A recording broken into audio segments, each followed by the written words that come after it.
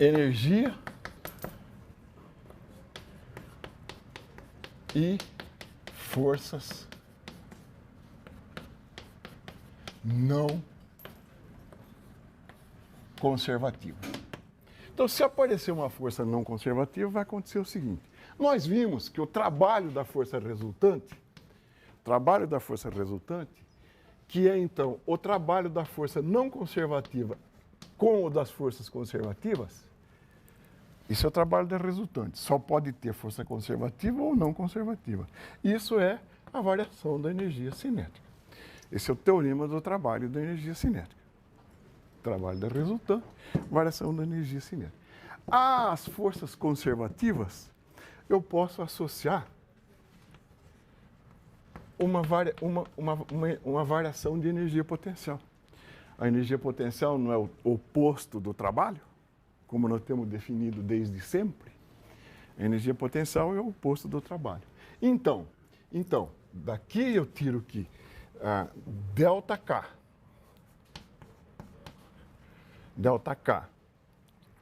igual a WNC menos ΔU.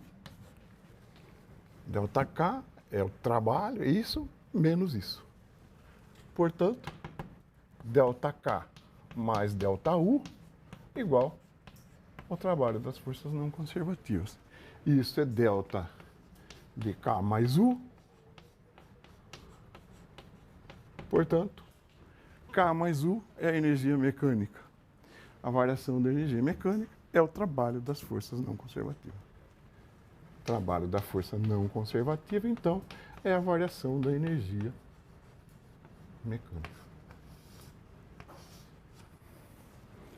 Então, quando houver forças conservativas, a energia mecânica não é mais constante, mas ela é o trabalho das forças não conservativas. Se a força não conservativa for, por exemplo, o atrito ou uma força de arraste, o seu trabalho é negativo, porque a força é contrária ao deslocamento. A força de atrito tem um trabalho negativo. Então, se a variação da energia mecânica é negativa, significa que a energia mecânica aumenta ou diminui? Se a variação é negativa, significa que a energia mecânica de um sistema diminui na presença de forças não conservativas. Agora você se pergunta, e o que aconteceu com a variação da energia mecânica? Onde foi parar a energia mecânica que diminuiu? Esfrega o dedo na mão aí, faz favor. Você está fazendo atrito, faz isso. Seu dedo esquentou ou não? Esquentou. Né?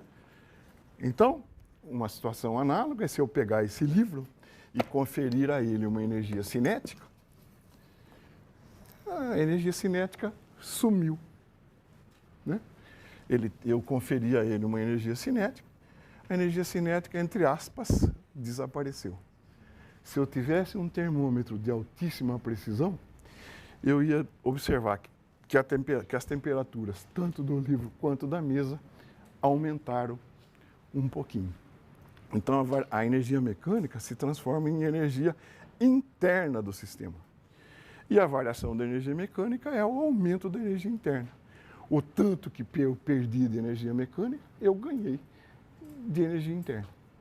Então, a gente pode fazer a seguinte conta, procurando agora uma lei geral de conservação de energia. O trabalho da força de atrito, né? O trabalho da força de atrito, que é negativo, então é menos a variação da energia interna.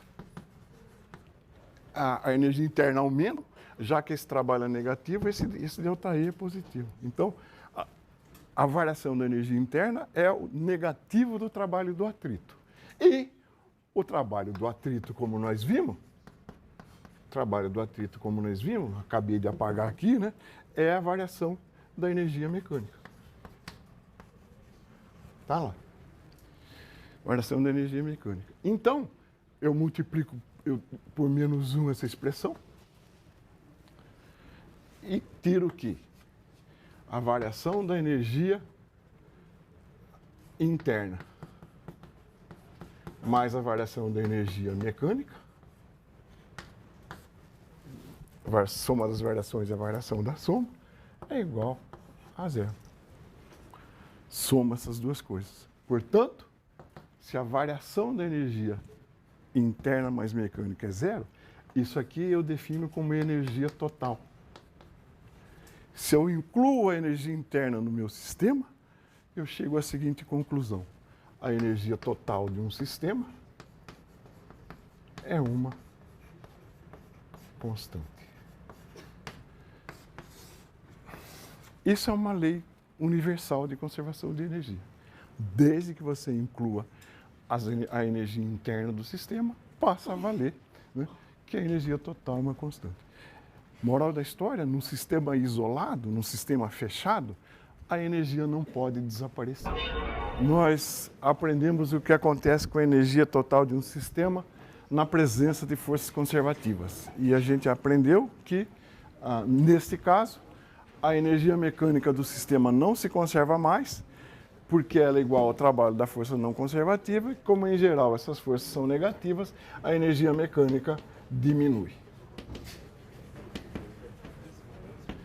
Para fixar esse conceito, né, vamos fazer um exemplo simples, que é o exemplo da massa-mola, considerando duas situações distintas.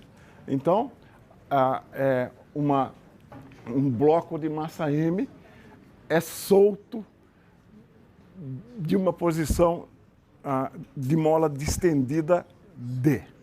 Ele é solto dessa posição. Com que velocidade ele passa pelo ponto de equilíbrio? Solta-se um bloco de uma distância D, de distensão de uma mola, e se pergunta com que velocidade ele passa pela posição de equilíbrio. Então, é simples isso. Vamos fazer isso com dois enfoques. Um enfoque livre de atrito e um enfoque com atrito. Então, exemplo, né? Você tem um bloco, você solta um bloco de uma distância D, esse bloco tem massa M, uma constante elástica K, solta-se o bloco em x igual a D.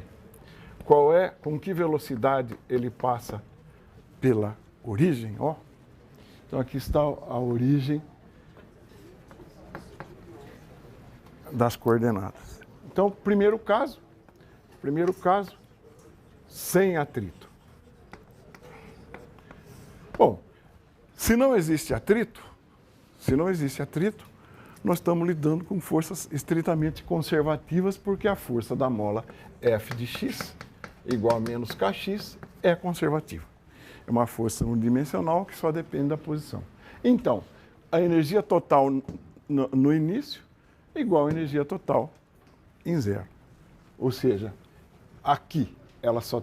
Então, E em A e em B. E em A é igual a E em B. No ponto A, ela só tem energia potencial, meio de kx quadrado, mais zero. No ponto B, ela só tem energia cinética, porque eu escolhi minha origem de energia potencial aqui. Então, é meio de mv0 ao quadrado, mais zero. Portanto, V0 é igual a raiz de K sobre M kx quadrado D. Aqui a distância do que eu soltei é D, tá bom? Meio de KD quadrado. Então, essa é a energia com que o bloco passa pela origem. Trivial, aplicação imediata do teorema de conservação de energia. Vamos incrementar um pouco isto. Se houver atrito, então B com atrito.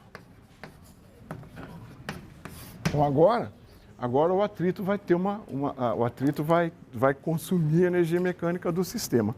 O que nós vamos escrever? Nós vamos escrever aqui a variação de ΔK mais ΔU é o trabalho da força de atrito não conservativa. O trabalho da força de atrito não conservativa, isso aqui é simplesmente menos μc mg d.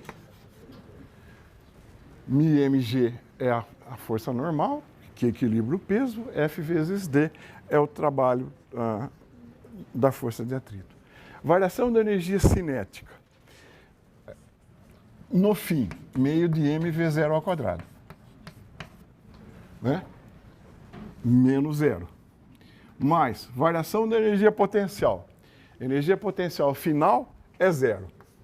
Energia potencial inicial é meio de kd quadrado. Tá bom? Energia cinética final, energia potencial é nula. ΔK na posição 0 é zero, na posição inicial era kd2, então 0 menos meio de kd2. Juntando essas duas coisas aqui, V de 0 é igual a raiz quadrada de... Vai descontar um pedaço daquele termo kd quadrado sobre m,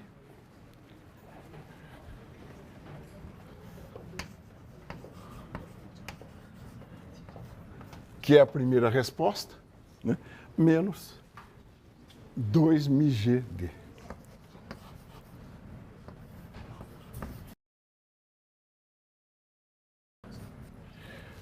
Então, realmente, você nota que a presença da força de atrito fez diminuir a velocidade de chegada no ponto zero.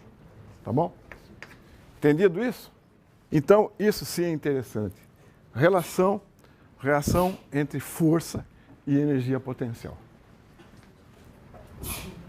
Relação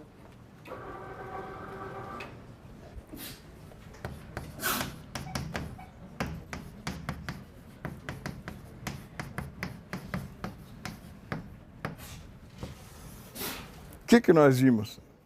Nós vimos que U de x é menos a integral de x0 a x de f de x dx. Né? Com a condição U de x0 igual a zero. Nós vimos isso. Definição de energia potencial, no caso 1D. Ora, se U é a integral de f, o que f é de U?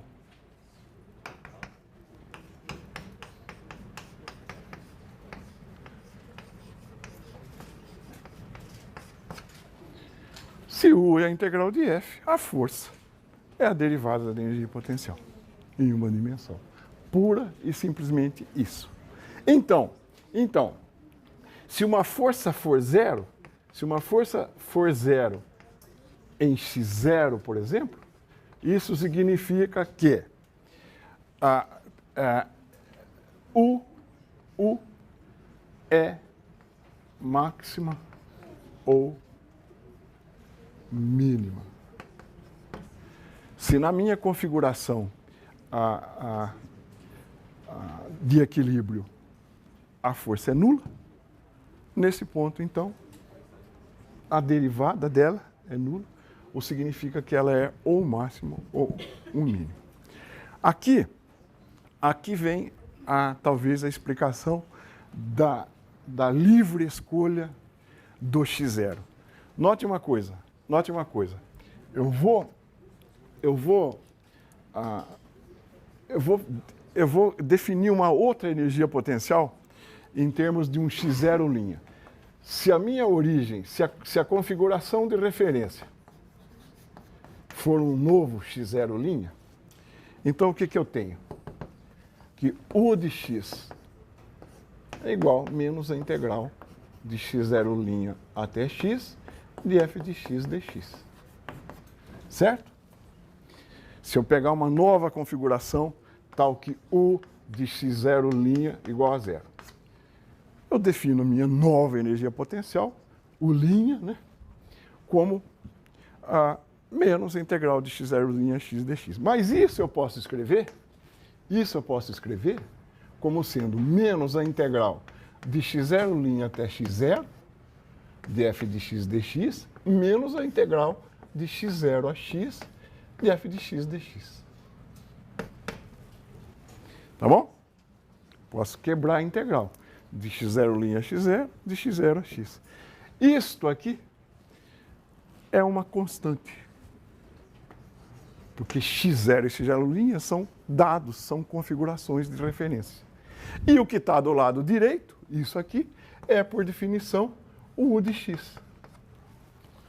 Portanto, u' de x é u de x mais uma constante. Portanto, du' dx é igual du dx. E essas coisas são a força. E como é a força que rege o movimento, como é a força, o fator relevante para descrever um movimento, a força é a mesma para qualquer escolha. Com isso, fica mostrado que a escolha de x0 é irrelevante, porque nós estamos interessados, na verdade, em diferenças de energia e não na energia. Está entendida essa argumentação matemática de que o x0 é livre? Se você escolher um novo x0, você tem a mesma força, que é o que importa na segunda lei de Newton. Então, realmente, a escolha de x0 é arbitrária. Isso aqui é um exemplo que eu vou fazer de passagem na lousa. É um tipo de energia potencial associada a uma ligação química de uma molécula diatômica. Uma molécula diatômica é estável, né? Então, a energia potencial dela é essa coisa em vermelho, que é a soma de dois potenciais, um potencial atrativo e um potencial centrífugo, devido à rotação. A soma dessas duas parcelas dá a curva em vermelho. A força associada a essa energia potencial é uma força tipo Van der Waals, que vai com R a menos 13 e R a menos 7. Se você integrar isso, né, você tem a energia do tipo Van der Waals R a 12 e R a 6. Aqui a cara daquela energia, né, associada a um ponto de mínimo, você tem a força nula. A força é zero no ponto de mínimo. Tá certo? Então, aquela força é a derivada dessa. Num ponto de mínimo, aquela força é nula. Só um exemplo ilustrativo de como é a energia potencial de uma molécula de átomo. E agora uma coisa muito interessante. Nós vamos falar sobre diagramas de energia, que algumas pessoas costumam chamar de poços de potencial, porque você vê alguns poços locais ali, né? A primeira coisa que tem que ser dita é que um sistema tem uma certa energia inicial, energia que você deu para ele. No caso da mola, a energia total é igual à energia inicial, é aquele meio de K a quadrado. Então, um sistema tem uma energia total e constante, porque eu estou falando de forças conservativas. Então, vamos imaginar que o gráfico da minha energia potencial seja o gráfico mostrado na lousa. Eu vou tentar representá-lo aqui. Então, vamos tentar representar aquele gráfico aqui.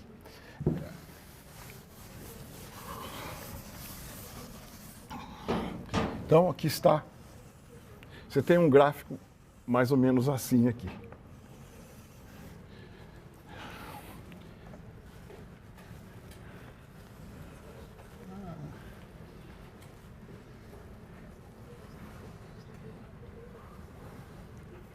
Vou dizer uns pontos. x2, x3, x3, x4, x1.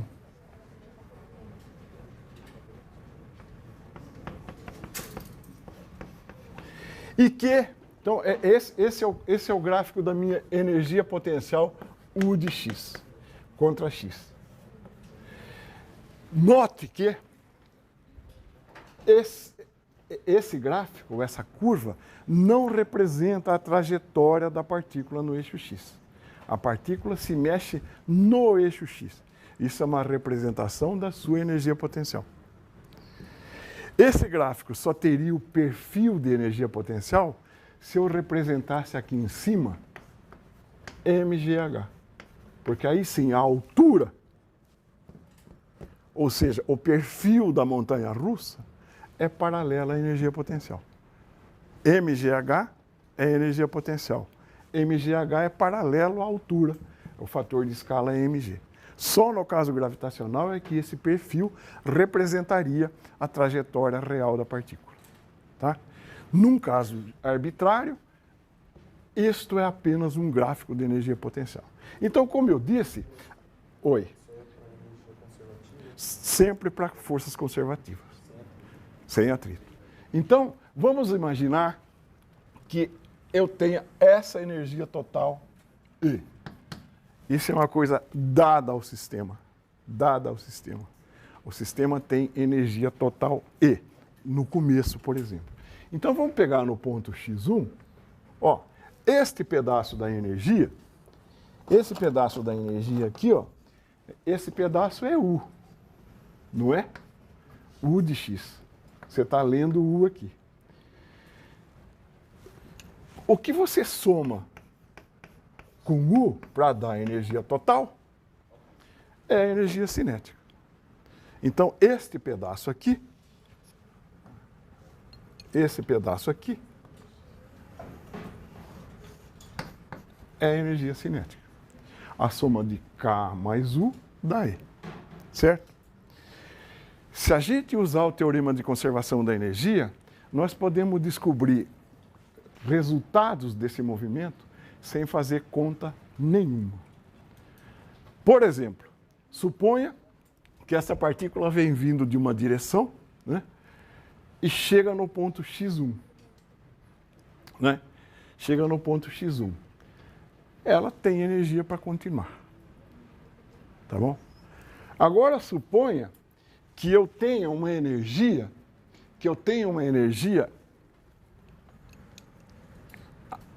essa energia E agora aqui. Essa energia E agora aqui. E' ou E1. Tá? Então, essa energia é livre, né? Essa energia é E1 aqui.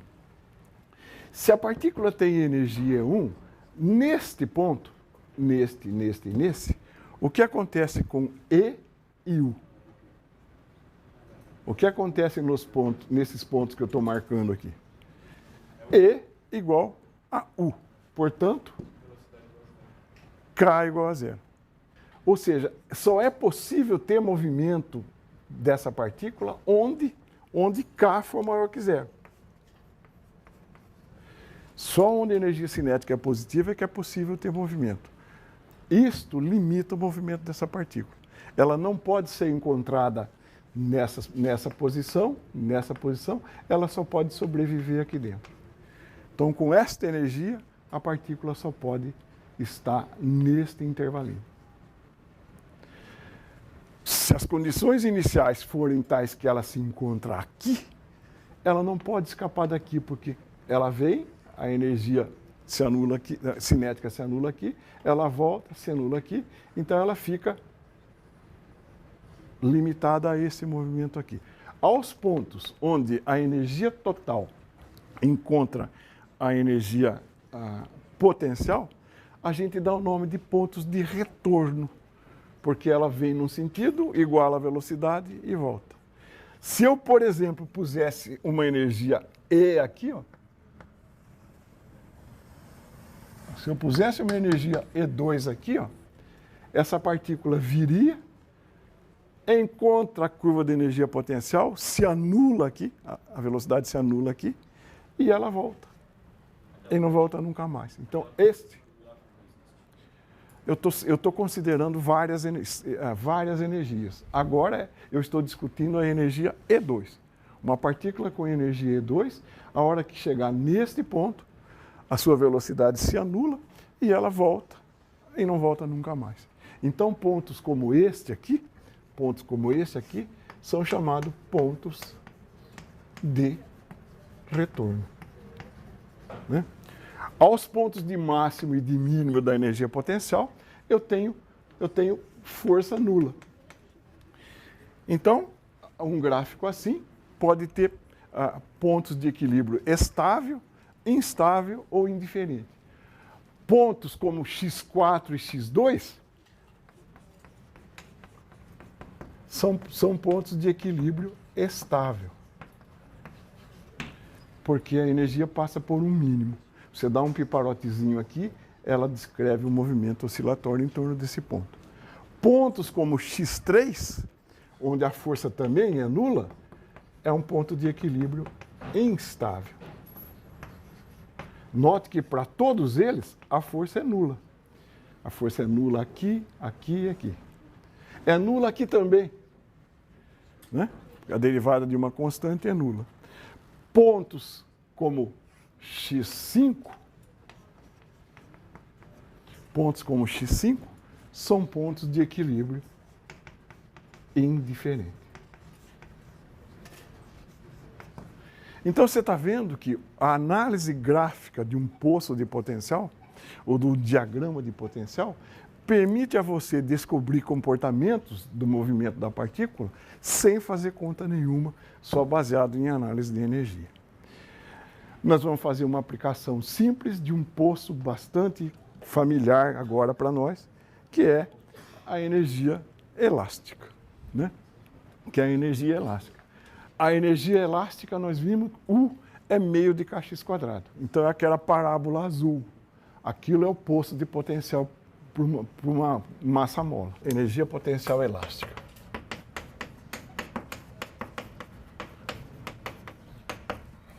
O poço de potencial é uma parábola, né?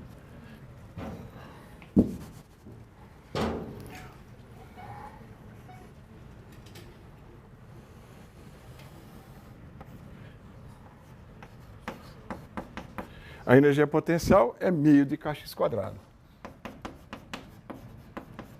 Vamos supor que você dê à sua partícula uma energia total E. Isso aqui pode ser, por exemplo, aquele meio de Ka2, energia total, que é uma constante. Então, a energia E, um sistema massa-mola com essa energia E, só pode estar limitado entre duas posições. Se isso aqui for xm ou A, isso aqui é menos xm. Vamos ver por quê? Nesse ponto aqui, x qualquer, né? Nesse ponto x qualquer, aqui está a energia potencial, U. Aqui está a diferença entre E menos U é K.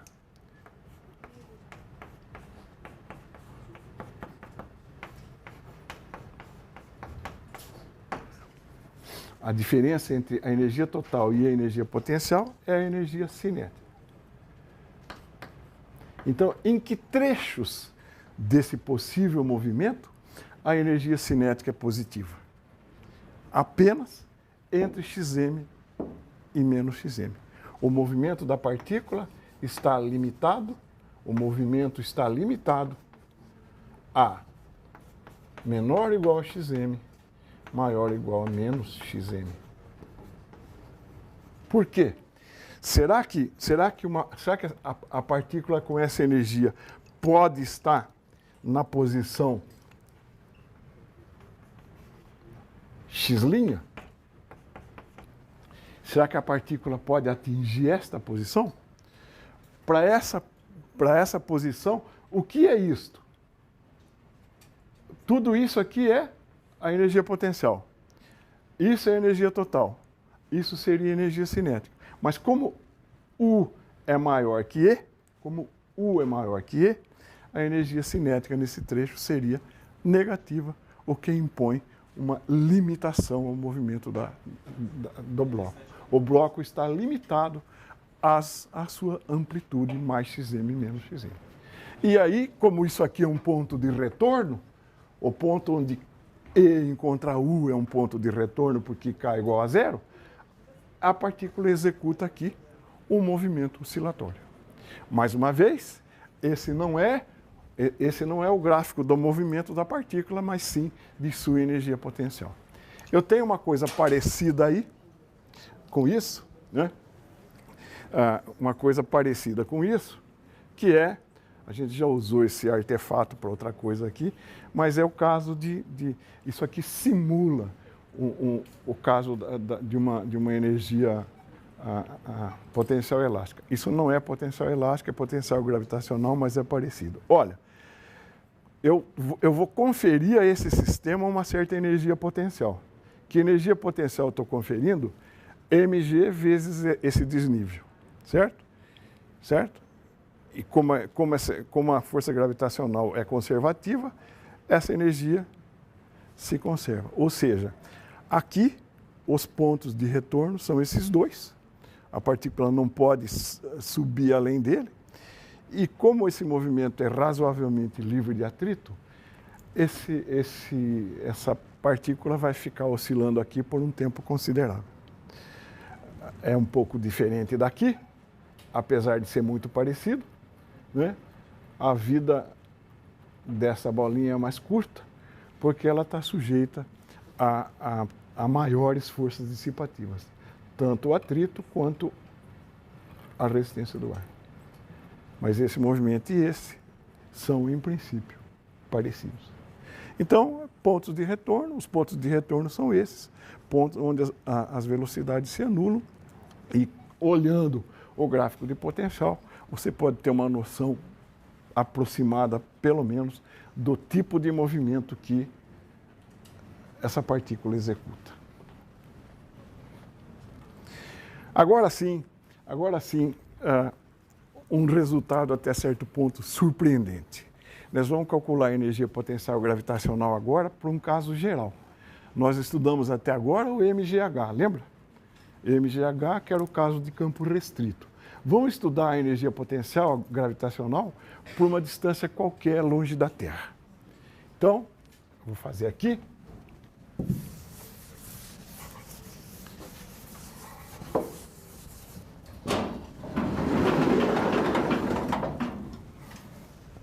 Energia potencial gravitacional num campo geral agora. Tá? Então, energia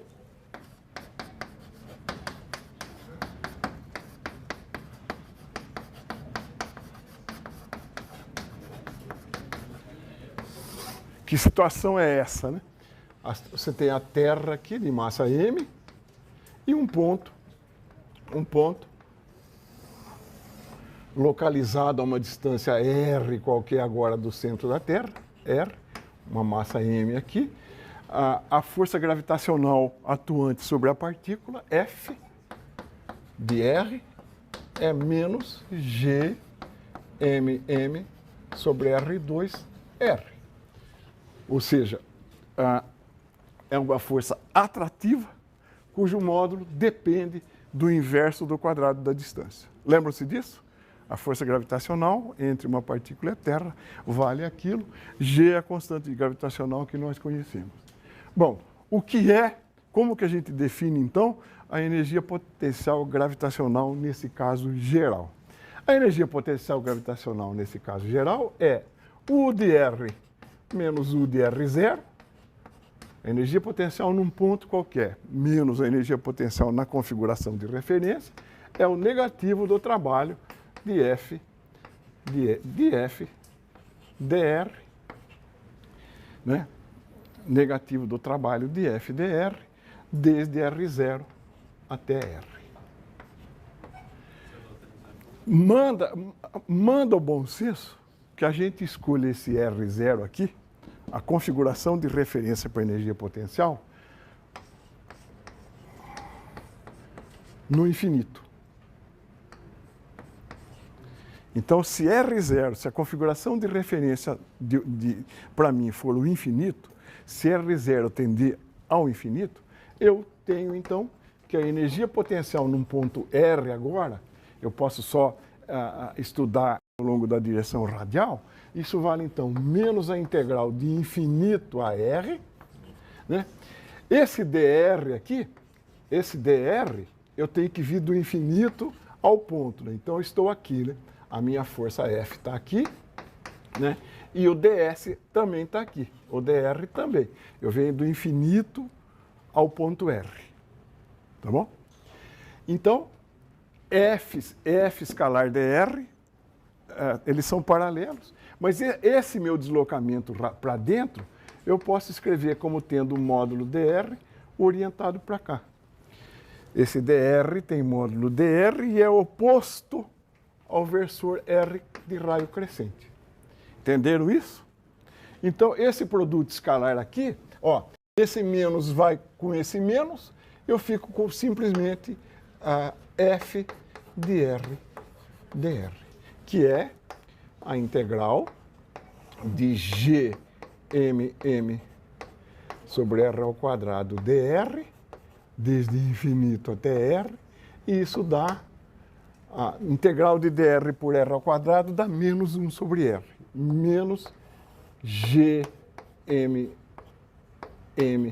sobre R, calculado em R em infinito, isso dá simplesmente menos Gmm sobre R. Vou repetir aqui o resultado. A energia potencial gravitacional a uma distância R do centro da Terra, então vale menos Gmm sobre R. Talvez seja chocante o fato dessa energia potencial ser negativa. A energia potencial gravitacional, no caso geral, é negativa. Então vocês devem estar falando, pô, mas eu não aprendi que era MGH? Agora vem esse cara e fala que é menos GMR? Vamos ver se a gente estava errado? Então vamos pegar a seguinte situação.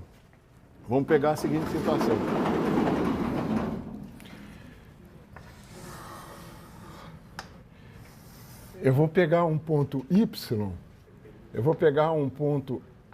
Y, muito menor que R, distante da Terra. Então eu estou perto da Terra a uma altura Y pequena comparada com o seu raio. Então, essa distância aqui é R mais Y. É o raio da Terra mais Y. E vamos fazer a diferença U de R mais Y menos U de R. Diferença de potencial entre esse ponto e a superfície da Terra. Tá bom? Vamos fazer a diferença de potencial entre esse ponto e esse aqui. O que dá isso? Isso aqui dá U de R mais Y é menos Gmm por R mais Y. Menos, o que é U de R? É Gmm sobre R. A energia potencial é negativa. Então isso aqui dá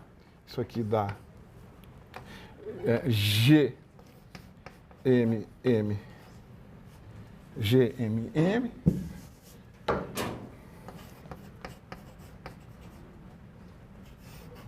1 sobre R menos 1 sobre R mais Y.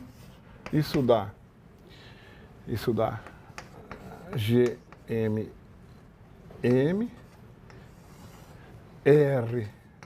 R mais Y embaixo e aqui R mais Y menos R. Certo? Corta.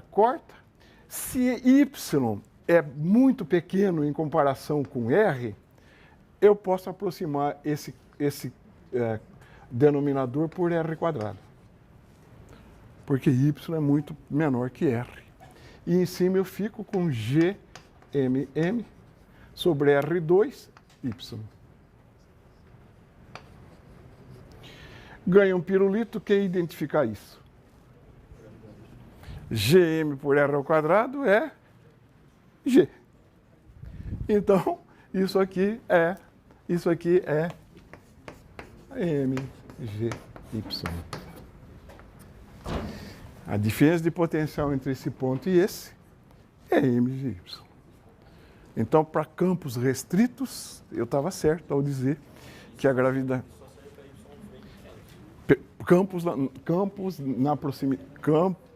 Potencial nas proximidades da Terra, para Y bem pequeno.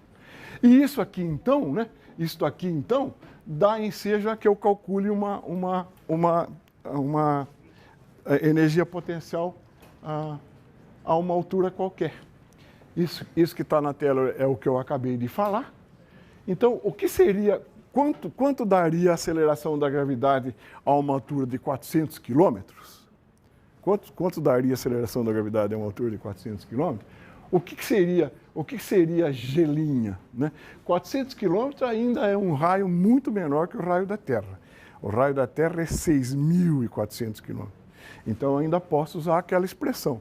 Gm por R mais H ao quadrado é a nova gravidade, né? Gm por R mais H ao quadrado, certo? É a nova gravidade. O que é isso? Gm, eu posso escrever, dividir tudo por R quadrado, então eu multiplico por R quadrado sobre R mais H ao quadrado. Então, isso é isso. Isto aqui é o nosso G, né? E isso aqui é o quociente dos dois raios. Então, essa nova gravidade dá G vezes esse quociente, 6.400, o raio da Terra é aproximadamente 6.400 quilômetros, sobre 6.800. Né? Então, essa conta dá um G 8,7, menor, portanto, que a aceleração da gravidade perto da superfície. A energia potencial gravitacional é uma hipérbole, né? É uma hipérbole que cai com 1 sobre R. Na superfície da Terra, ela vale isso, numa distância qualquer, Gmm sobre R. Vamos usar esse conceito para calcular uma coisa interessante que é a velocidade de escape. Vocês sabem o que é a velocidade de escape? A velocidade de escape é a mínima velocidade que eu deva dar a um objeto na superfície da Terra para que ele escape e não volte mais, ou seja, para que ele atinja o infinito. Você nota que, eu dou uma velocidadezinha aqui, o giz cai, eu dou uma maior, ele já reluta um pouco, eu dou uma maior ainda. Então, daqui a pouco eu dou uma velocidade tão grande aqui que o giz não volta mais. Então, essa velocidade que eu preciso dar para o giz não voltar mais é que se chama velocidade de escape. Agora, eu tenho que usar o TBS, né? Se eu quero que o giz alcance o infinito, se ele chegar lá com alguma energia cinética, eu estou perdendo energia aqui. Basta que ele chegue no infinito com velocidade zero. Porque se ele chegar lá com energia cinética, é porque eu dei velocidade demais aqui. Isso é desperdiçar energia, nós precisamos salvar o planeta. Então, a velocidade de escape é definida, a mínima velocidade que eu tenho que dar aqui para ele chegar ao infinito com velocidade nula. Vamos fazer essa conta.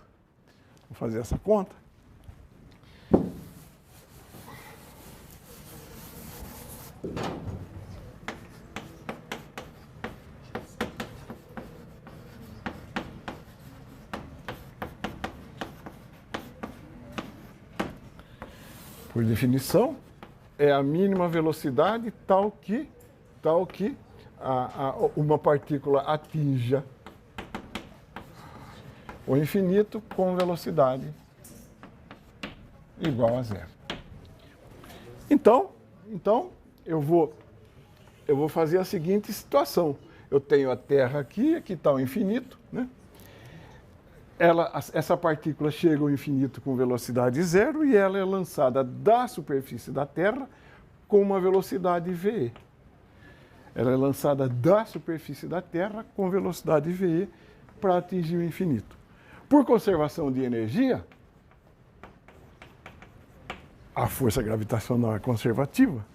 Eu tenho, então, que a energia total em R, na superfície da Terra, é igual à energia total no infinito.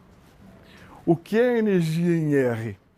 É meio de mVe quadrado, a velocidade que eu preciso dar, mais a energia potencial em R, que é Gmm sobre R.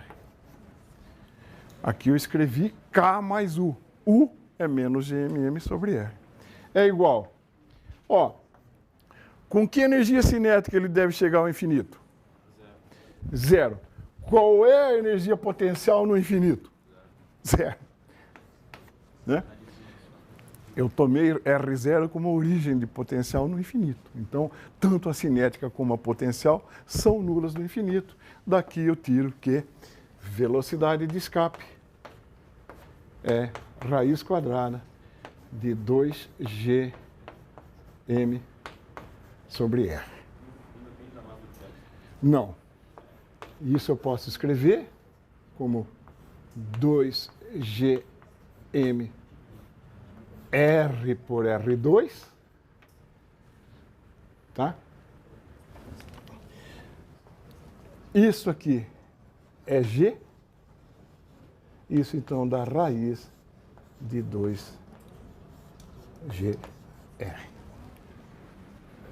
G na superfície da Terra é conhecido, seu raio também. Essa velocidade de escape dá da ordem de 11,2 km por segundo. Então, você tem que dar essa velocidade burral para que uma partícula atinja o infinito sem retornar. Legal? Era isso por hoje.